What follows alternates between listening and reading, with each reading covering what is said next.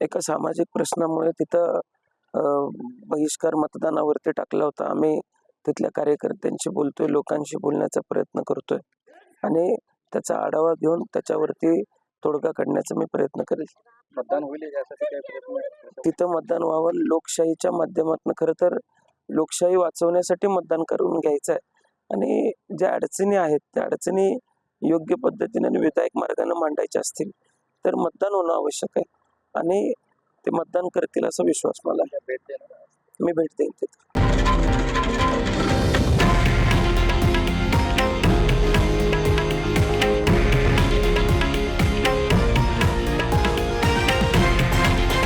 हे आहे देशातील नंबर 1 न्यूज नेटवर्क आणि आपण पाहत आहात TV9 मराठी, एकमेव.